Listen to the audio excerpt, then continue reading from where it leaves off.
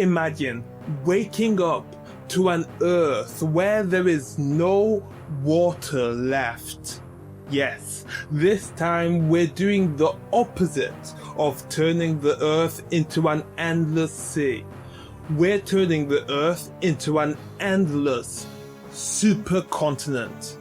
And by we, I mean the legendary Pokémon Groudon, the god that raised the tectonic plates and expanded the land. I thought Regigigas raised the tectonic plates. Rookie mistake. Regigigas only moved the tectonic plates once they were already above sea level. In the beginning, the Earth was formless. Just like in the book of Genesis again. According to my notes, there is 1.332 billion cubic kilometers of water in the oceans. Excellent! About 70% of the surface of the Earth is covered in water. There might be some water in the mantle as well, but since that's not covering any of the tectonic plates, we can ignore it. I wonder what it will take to boil all that water. Water boils at 100 degrees Celsius. Is it possible to boil away all the water on Earth? If so, how much energy would Groudon need, and how long would it take? And if Earth looked like Mars does today, could anything still live there? Yeah, I don't know how much energy would be required.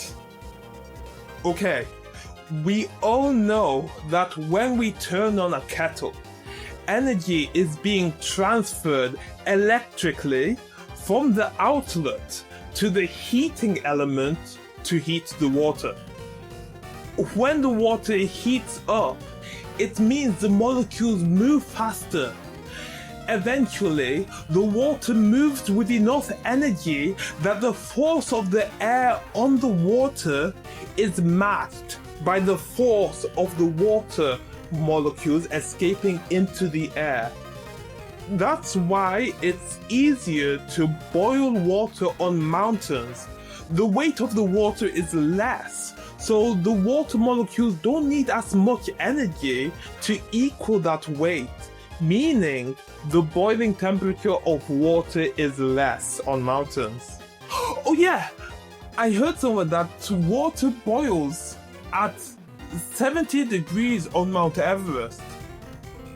Does that mean that the boiling temperature of water is more complicated?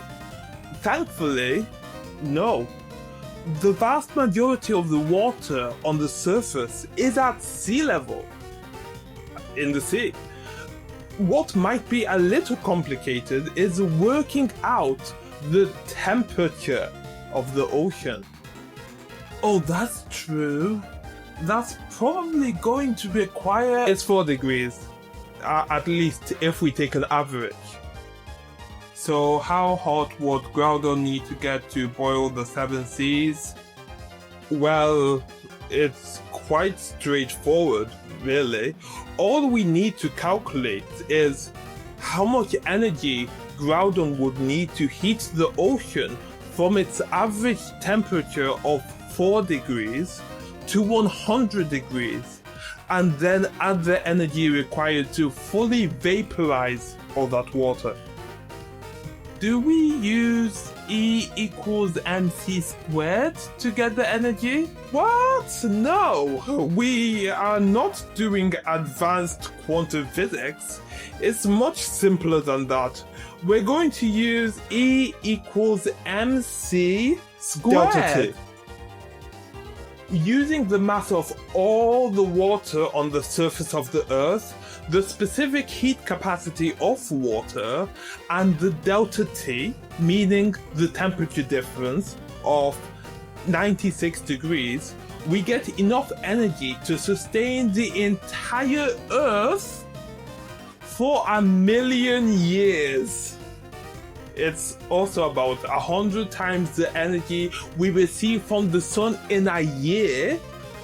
When we add the energy required to actually cause the water to boil, we add a 0 to all those numbers. So Groudon can casually pump out 1,000 times more energy than what we receive from the sun.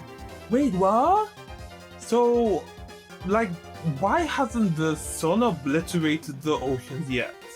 Sun is causing the oceans to evaporate all the time, but that water is coming back down to Earth because the atmosphere is there to essentially catch all those molecules and prevent them from escaping into space. Like they did on Mars. Yeah, probably. It just so happens that if we use E equals mc squared, this means Groudon could fuse 6,000 tons of hydrogen per year. Oh, so now you use my idea. Keep your voice down.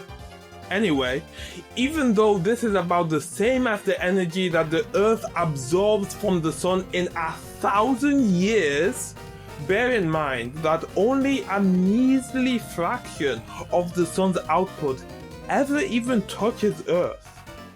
For instance, if everyone on Earth represented 100% of the sun's energy, only a family of 4 out of the 8 billion on Earth today would actually be on Earth. The rest would be rushing out somewhere else in the solar system at the speed of light. Okay, so Groudon is nowhere near as hot as the sun. No. So I calculated that Groudon would need to emit about 3 times 10 to the 27 joules. Yeah, but what does that mean? The sun emits about 10 times less energy per second. But Groudon doesn't need to release all that energy at once. Obviously, Groudon would have to maintain the temperature of 100 degrees across the world.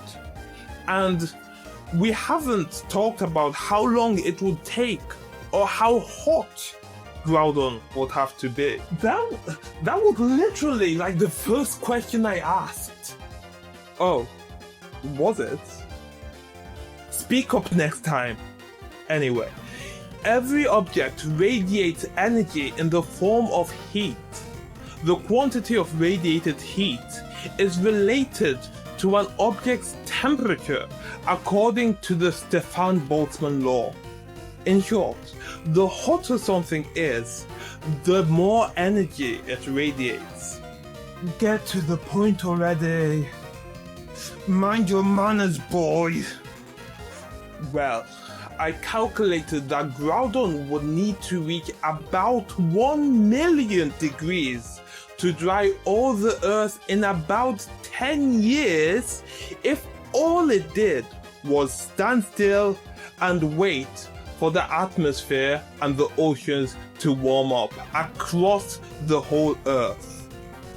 This would make Groudon hotter than the surface of the sun, but about 1/10 of the temperature of the core. If Earth became a scorching desert, what would happen? First of all, at 1 million degrees, matter cannot exist in a solid or even liquid form. Instead, Groudon would disintegrate into a swirling mass of high-energy particles called plasma. Then, the Earth's crust would start to crack and melt, and the atmosphere would turn into plasma and fly off into space because they wouldn't feel Earth's gravity as much. If, on the other hand, Groudon had more time, say 10 million years, it would only be a few tens of thousands of degrees, meaning it could still be solid, but it would be a white dwarf. What's a white dwarf, you ask?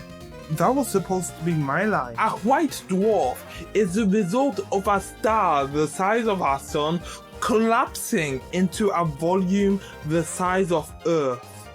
To put that in perspective, that would mean Groudon would need to have a density 1 million times that of water, meaning it would have to weigh the same as the Great Pyramid, or about 20 times the weight of all humans combined.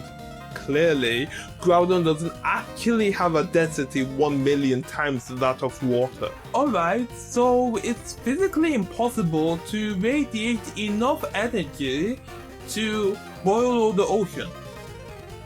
How long would it take for the world to return to how it was when it was newly formed, a molten rock with no atmosphere and no signs of life? Well, every few years, global temperatures would increase by 1 degree. In less than 300 years, most living things would die. In another 300 years, no organism, not even the most thermophilic extremophiles, would be able to survive. This even assumes the atmosphere remains intact for all this time. Okay, so humans have just a few hundred years to make commercial space travel possible and affordable, terraform Mars, and transport a sizable chunk of humanity all at once. Pretty much. In the meantime, humans could build underground bases to potentially extend their longevity. How would you survive Groudon's existence? Professor Baobab, the Pokédex never claims that Groudon could even boil the oceans. You're quite right, Chuka. So, Groudon could exist at a much lower temperature, like if it were made of compressed lava.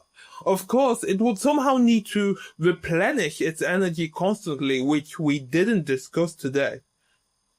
Next time, we'll learn about a Pokemon that exists to stop Kyogre and Groudon from destroying the world.